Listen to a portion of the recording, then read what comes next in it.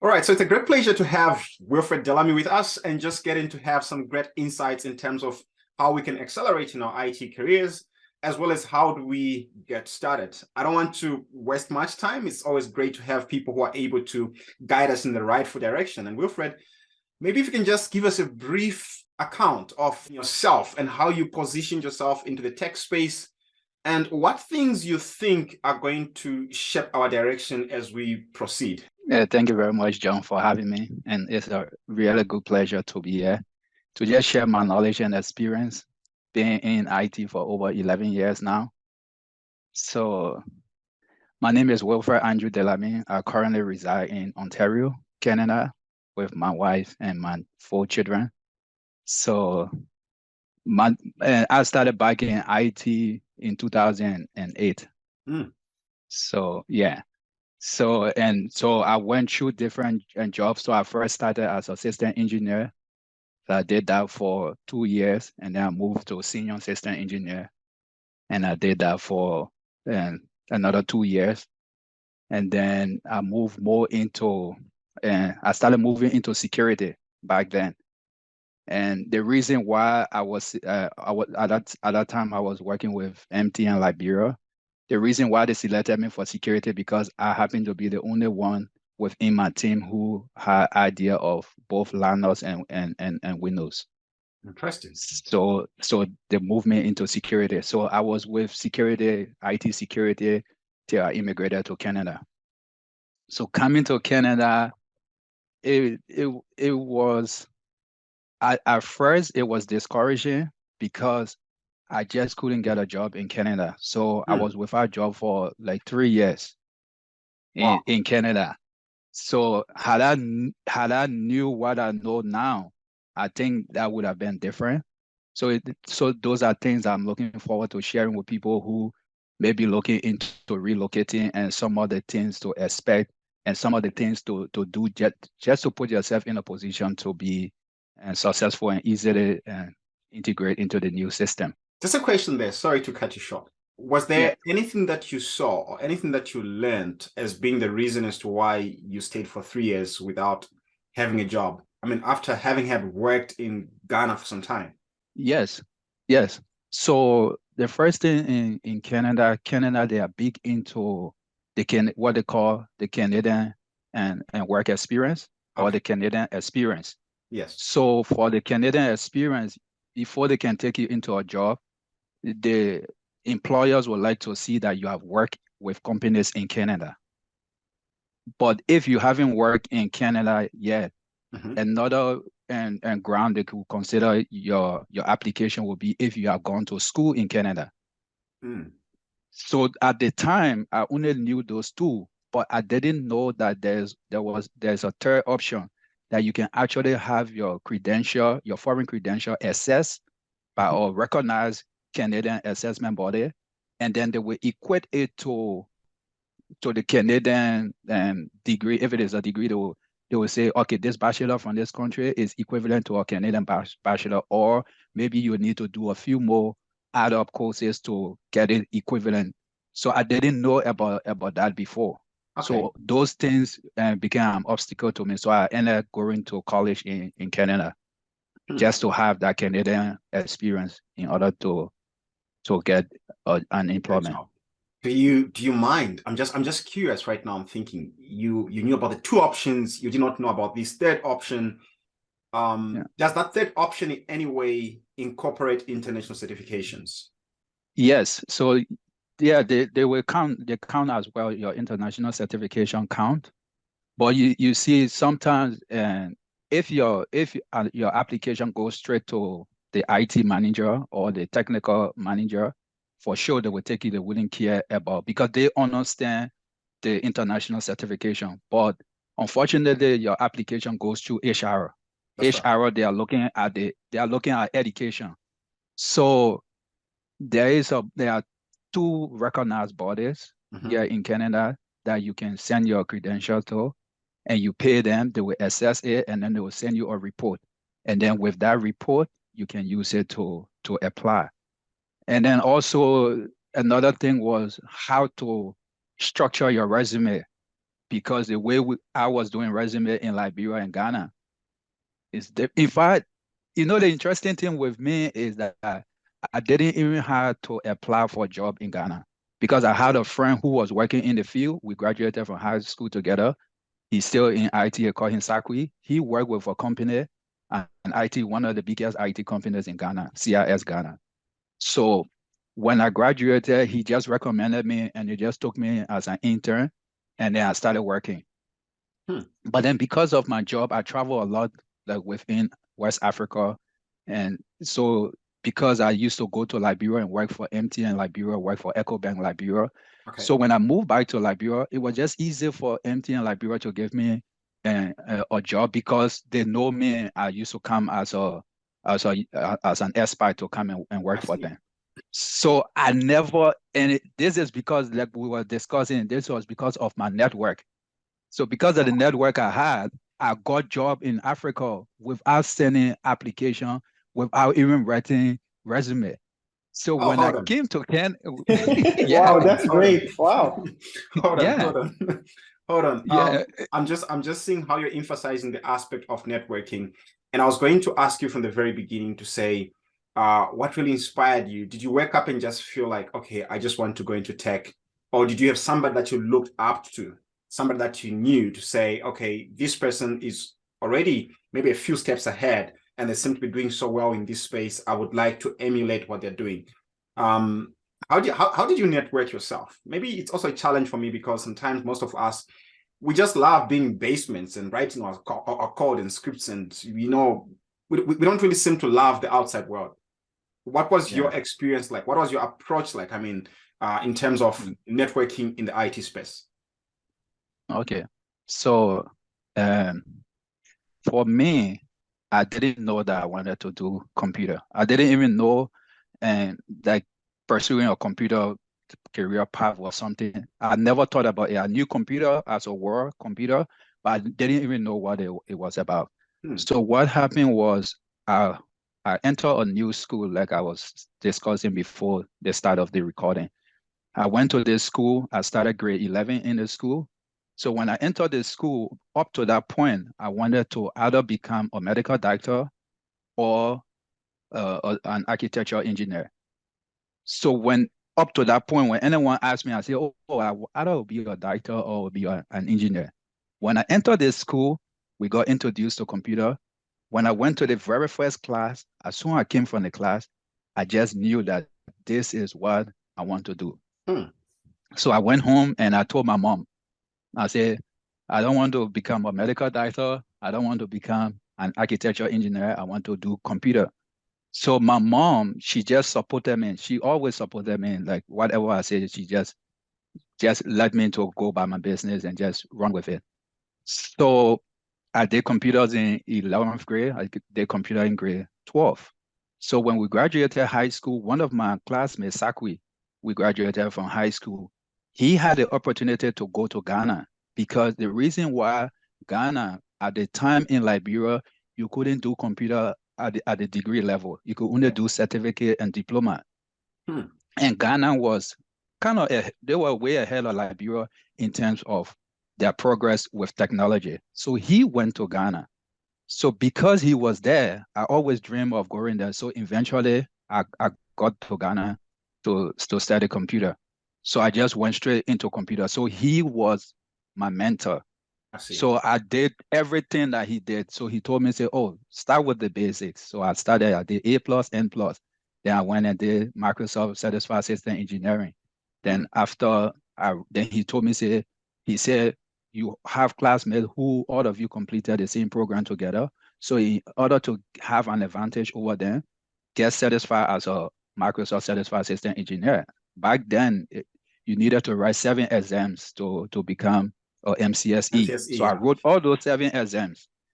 And then he now took he just had me make copies of my certificates, my international certificate, and he just took them to a workplace and he gave it to his technical manager and say, oh, this is my colleague, he wants to work, and this is it. So they just called me for an interview, and then they told me, what they told me was, oh, are these your certificate? I said, yes. I said, oh, I'm a Microsoft certified system engineer. And then they told me, oh, we are partners of HP and we are partners of Sun Microsystem. So yeah, we do HP servers and storage with HP Unix. And yeah, we do and Sun Solaris operating system and Sun servers and storage. So we don't have space for a Microsoft person, but if you are willing to learn, then we can take you. So I said, yeah, sign me up. So I got thrown straight into to that without having any knowledge. So everything I learned on the job, and then later on, because I showed to them that I'm able to learn things by myself, then they sent me for further training. That's how I went to South Africa. I was there for 1 month. You sound like a person with an attitude. You come into Yeah, this yeah. role, you come into this role, you're Microsoft certified systems engineer, the MCSE then, and Yeah. you find yourself in a role where you are required to learn Sun Solaris, and you have all Yes. these Unix infrastructure that are facing you, and you are asked whether you would like to learn or maybe go elsewhere with your MCSE, and you say, sign me up. I believe attitude is really big because there is no organization that is going to tailor itself to your qualifications. Every organization has its own differences. So it's all about you desiring to learn. And I'm hearing you saying this to say, I have that desire to learn and just be able to excel on my own. Now, looking at how things have changed, Wilfred, there was a time when MCSE was the big thing. It's no longer the big thing now. Microsoft has different tracks in terms of how they've split these, looking at the different cloud provisions. What skills do you think we must be paying attention to, looking at how things are today? Yeah, so when it comes to that, and just coming back to my time in Canada, so when I couldn't get a job, then I decided to, be like stay home. I decided to be a stay-home dad for 1 year. Then I went to college for 1 year. Okay. So within that time, and then I came back, it took me another 1 year to get a job. So I was without a job for 3 years. So within that time, a lot did change with technology. So the very first thing I would say is that in order for you to just like to know that like what are IT, if you want to enter into IT, first thing is you should have an unearning or never satisfying desire to learn. If you are someone who is, when you learn something and you're okay and you don't want to keep learning, then IT is the wrong area. The reason why I say that, because you can just go to bed now and wake up tomorrow and what the technology you are using is obsolete. And you have to learn new technology. So coming back to MCSE, the 3 years I was out, when I came back, Azure became a big thing. So right now I'm currently learning and transitioning to cloud. So cloud technology is one big thing now, is going to always be around for the longest. So cloud is something that we should look out for. Okay. And then because more and more people are coming online, so now and people are taking advantage of that. Some other people are taking advantage of that and stealing and people information and asking for ransom. We have a lot of cases here in Ontario where colleges and universities, entire data was seized and they had to pay ransom. Wow. So security, cyber security is a big issue. It's a big concern. So security is I would say the second.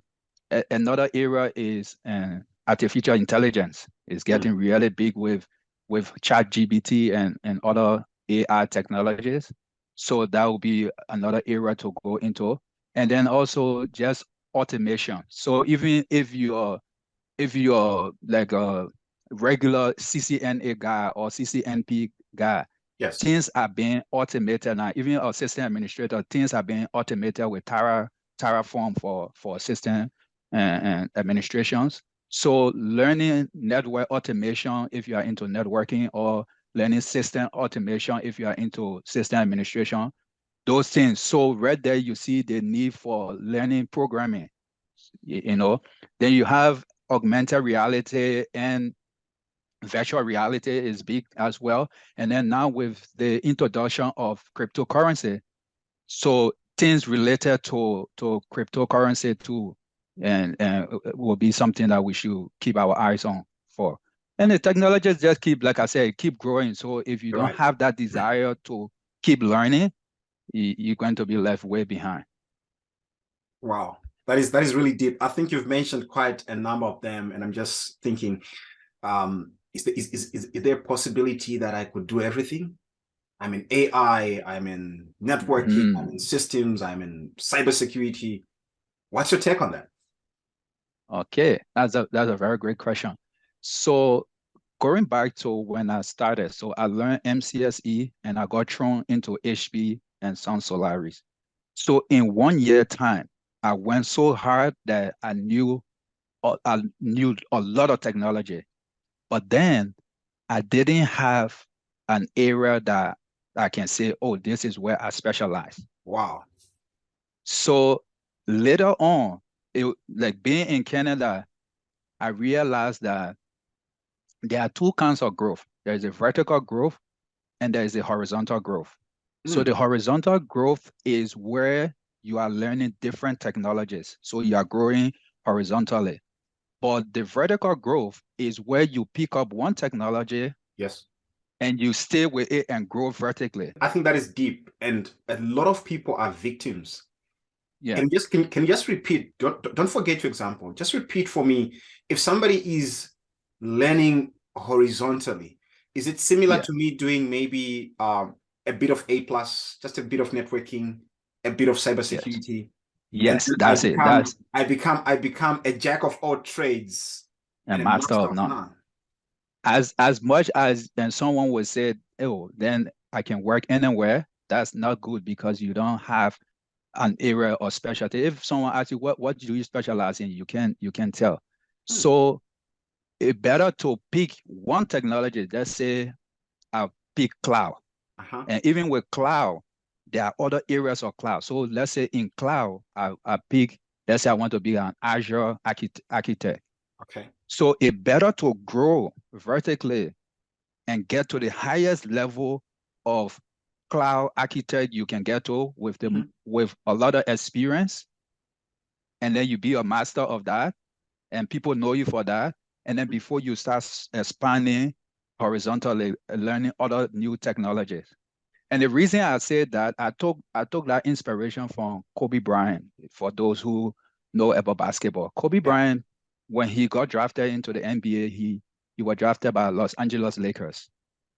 He stayed 20 seasons with Lakers, and all we know him for is basketball. So he played basketball for 20 years. But when he retired, shortly after he retired, he wrote a book that became a bestseller book. He did a movie that won awards. And so he started growing and horizontally. But meanwhile, for 20 years, he was just doing basketball, and we all knew him for basketball. So I feel like, and I have friends who took a similar path. Like one of my friends, I was ahead of him in terms of, because I was working in Ghana when he was even in school.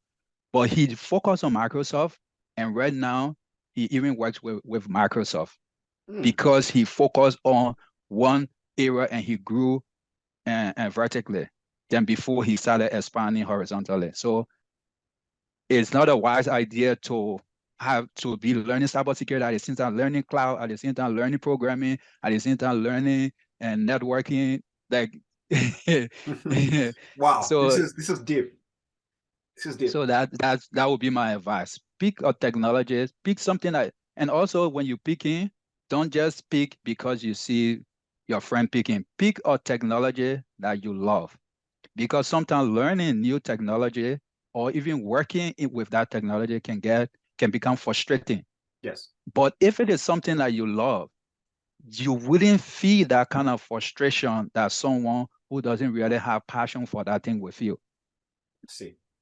Again, I come back to Kobe Bryant. Kobe Bryant played in a basketball game that he got injured, that he broke a leg. And then they told him that was a foul. He needed to shoot the free throw. This man walked on a broken leg, came on the line, shot the free throw, and then before he went out of the game. And there are many examples. If anyone who knows Kobe Bryant and mindset, they call it the Mamba mentality. So when Kobe Bryant went for the U.S. Olympics, in 2008 with the U.S. team, so there was a basketball player called Chris Bosh. So he said that he because they're supposed to have a practice 7 a.m. So he got to the court, got to the practice field like 6 a.m. And when he was entering the field, he could hear that someone was playing basketball. So when he entered, he met Kobe and he asked him, so when did you get there? He said, I got there 5 a.m. And then, so he worked from 5 a.m. to 7. Then the entire team came, then all of them trained together. And when the team was leaving, he continued working. So then the guy asked him, so, but why are you working? He said, oh, I decided that today I should make 500 shots. But up to now, I haven't made 500 shots. So until I can make 500 shots, I will not leave the court. Wow. So he had this kind of dedication to his craft. So I think it's something that we can use. But you can only do that if you have passion for what you are doing. If you don't have passion and you are only following others because they are doing it, you cannot do that.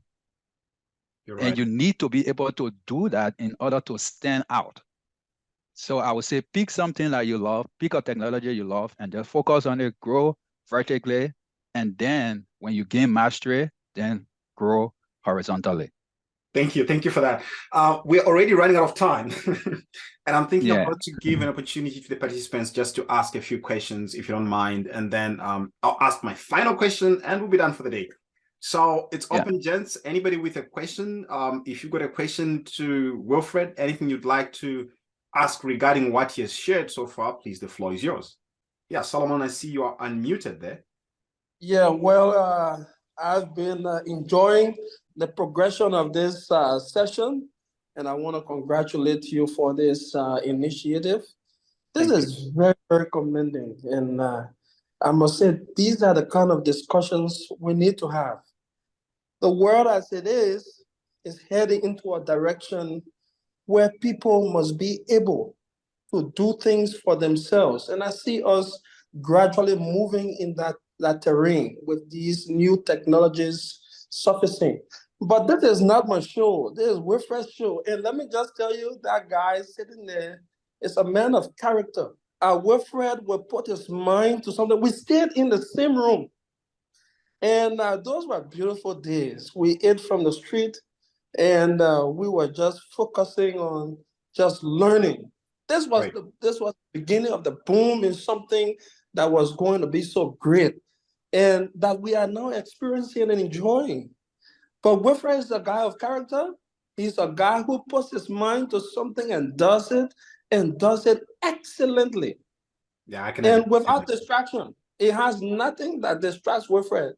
You can have this noisy room, and Wilfred is on that laptop. He puts his earpiece in his ear. That guy is focused. And so, everyone cannot be the same. But these things that he is relating, they are truth. And I want to commend him over the years. He has a beautiful wife, 4 children. I told him the next one that comes, we're gonna hang him up, but he is doing great, and we are proud of him. I am proud of Wilfred. I can stand anywhere and boast of him. He's a hard worker. He's a focused person. And Wilfred, thank you for the show. You did well with the vertical and horizontal growth. That was beautiful. Most young people need to hear this. I was in that position before. Look, I was doing website designing. So I had to focus on network and security. Excellent. Young people will get confused, but with these kind of talks, these kind of advices, we can be able to, guide young minds into directions that they can be able to achieve the unachievable. And so, man, I thank you. I enjoyed the program, and it's late here, but I stayed up to see this, and I hope you can share with me some of your links. Let me be part of your shows. Sure. Thank you so much. Thanks, Solomon. Anybody else? Thank you so much. Solomon is into the cybersecurity and networking space. Interesting. I'm told he's currently in India doing his CCNP. Great stuff. Anybody else who would like to shoot a question, or maybe you are curious? I really love the idea of, knowing what you want to get into and going deep into that stuff, as compared to being a web designer and a graphics designer and a CCNA guy, A+ guy, a Junos guy. Yes, there could be such environments, especially coming from Africa, where you see this job advert, which looks like a chameleon. It needs almost everything. You should do databases at the same time. You should do this and that. Yes, but what I believe is have an area where you are really good at, and then you could go horizontal. Have an idea of how you go working with maybe databases. Have an idea of how you go about doing graphics.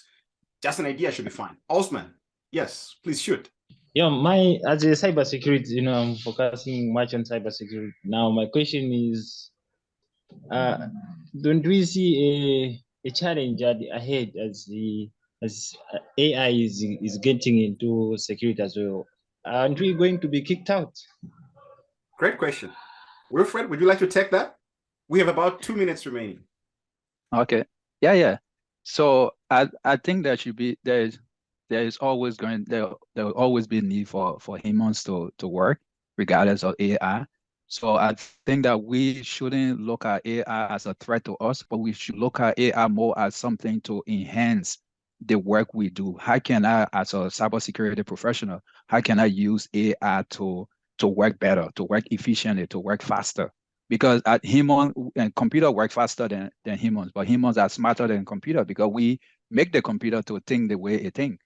So you should be thinking of how you can incorporate AI into your cybersecurity so that you can stand out. You can stand out. And quickly, there are so many things that we can talk about, but we don't have time. But I just few points I really like to stress out. Number one, and employers go and check out our social media pages. So be mindful as an IT professional. It's not just all about the technical work, but what are you posting on social media? It can be YouTube, Instagram, TikTok, and Facebook, LinkedIn. What are you posting online? What message are you putting out there? There are people in Canada who have qualification for job, but because of things they posted on social media, it was used against them, and some of them lose their job, or some of them didn't even get their job. So be mindful that you as an individual, you are your own brand. So what picture of yourself are you putting online? So be very mindful of things that you are posting online. It's very important. It will come to haunt you tomorrow for job or even for travels. It will haunt you. So those are really important. We should be mindful of those things in the tech space. And then second, let's say you have the desire to, like someone in cybersecurity want to work as a penetration tester. So what you can do is go on LinkedIn and look for a penetration testing job. Let's say a junior penetration tester. Go and look at the qualification. What are they looking at in terms of education, and then in terms of certification? What are the certificate HR looking for? Then you can use that as a guide to guide your study, or because you want to grow horizontally. So you can say, oh, okay, they're looking for to at least for me to have an idea of Python, or learners, and I don't know those things. Then you can access free resources out there and learn those things. So look for the job you want to do, see what are they asking for, and then learn those things so that when you get the opportunity, then the experience and the education will not be a factor for you because you have already and studied those things. So those are some things that I do. And then third, have that willingness to be flexible in terms of work. Because, for example, I work with the school board here in Ontario with one of the school board. I just work as a technician in the field. But then the person who was our Azure administrator, he resigned last year, July. And then they put the vacancy up in September last year. And I applied for the the position. And the only reason why I got the job is because over the 4 years I've been with the school board, I've shown to them that I'm always learning new things. And I was learning, I wasn't learning things at random. I was learning technology that we are using to just show to them that, oh, I'm learning stuff related to what we are doing, because employers want to know, like, whatever you are learning, how can they benefit from it? So make sure what you are learning aligns with some of the technology the company is using. So it was easy for me to be given the chance, even though I don't really have the qualification for the position, but they rather give it to me because I've shown a willingness to learn. So those things are really important. I think that we should just keep those things in mind. And finally, last but not the least, someone says, yeah, your net worth is equal to your network. Your net worth is equal to your network. So who are you networking with? Because it is good to go to school, it's good to have the education, it's good to graduate with good grades, top class of your, the top student of your class. But if you don't have the contacts, if you don't have the network, if you don't know someone who knows someone who knows someone, you will have all those papers with you and you can't get a job. So reach out there, keep contact with people you went to school with, you graduated with, whether you're in the same city, whether you're in different countries, keep in touch with them. Reach on LinkedIn, keep in touch with people. John, I just reached out on LinkedIn to him, and I reached out to him because I have MCT, and then he has MCT, and my MCT got expired while in Canada. So I reached out to him, we became friends, and then we are here today. So reach out to people on social media, connect with them, keep the line of communication. And then, yes, just something just came to my mind. Take advantage of, do not limit yourself to, let's say you are in Liberia. Do not limit yourself to, oh, I'm learning all these things and I can get a job in Liberia. Those things, maybe 10 years ago, you could use that as an excuse, but now you can't use it as an excuse. Why? Because we have the internet, because you can work remotely. So how can you position yourself? They have websites like Upwork, or they get other website, other competitor and website where you can go create your profile and put Fiverr as the well. things you know. Yeah, Fiverr, very good. So you have Fiverr, you have Upwork, you have other websites like that. Go and create your profile, set up and put your skills and things. Sometimes to build your portfolio, even if you are not working, work on personal project. Create a company that doesn't exist. Say, okay, my company is called ABC. They need this, they need this. Implement the technology and then document your process and put it on your portfolio as things that you have done, because those are real world experiences. And then sell yourself on this platform. Who knows? Employers can reach out to you and employ you. And also get into blogging. Show people things that you're learning. You don't even have to be a master. You can say, oh, today I'm learning Python. This is what I learned today. You write in a blog, or you could do a YouTube video and post it. Because sometimes employer could look at that and see, oh, this guy always blogging on LinkedIn about things he's learning or teaching people on YouTube. So those are things that you can use to your advantage. And then with the internet, like remote job, you can do remote job.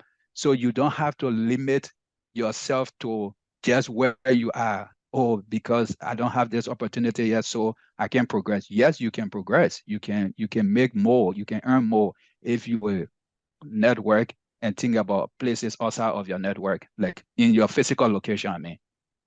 Yeah, so those will just be final points I will just share quickly. Great. Thank you, Yeah. Wilfred. Anybody else before I just give the closing remarks? We are definitely beyond the scheduled time, but this conversation can definitely go on and on and on. One more question. I have a simple question here. Yes, please. Is it possible to get a remote job in Canada? Yes, it's possible to get a remote job in Canada. There are websites. I can share some of them. There's a website called Job Banks. Job what? Banks. Job Banks. I can share some webs. Yeah, Job Banks. You can share some website in the group, Will, when you put a moment, and then those would like to take it up and maybe give it a try would go ahead and do that. For sure, yeah.